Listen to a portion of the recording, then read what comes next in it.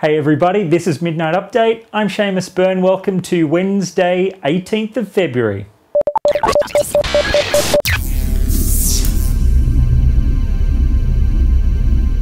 Today, Telstra announced its 21 megabit upgrade to the NextG network, along with the hardware you're going to need to get down on it.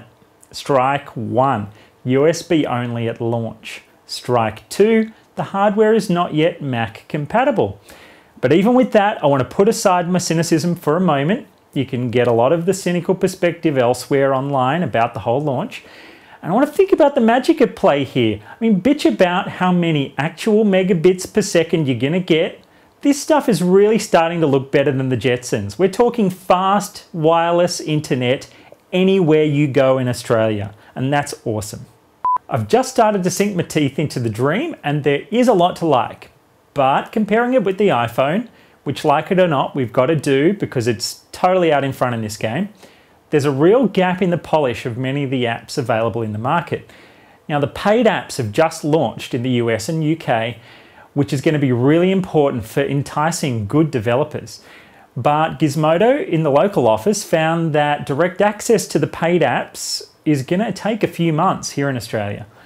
Now, I'm not sure if that's going to swing your vote one way or the other, but it's good to know that while unfortunately it won't be happening overnight, it will happen.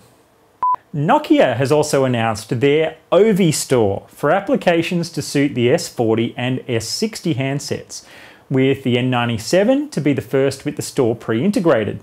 The store is going to go live in May, and the N97 is expected to hit shelves in June. I don't know what to expect from Nokia in terms of this whole mobile apps arms race. They do have some major players ready to build for it, but it's actually the small guys that are seriously kicking butt with innovation on the iPhone. That said, definitely looking forward to testing the N97 when it arrives later in the year.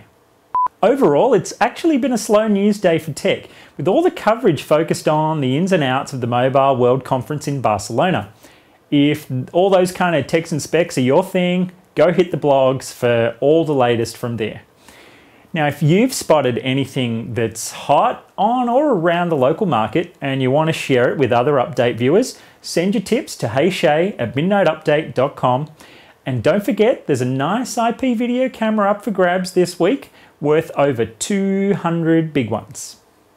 That's all for tonight's update. Thanks again for stopping by. Join us weeknights around midnight Sydney time for daily geek news.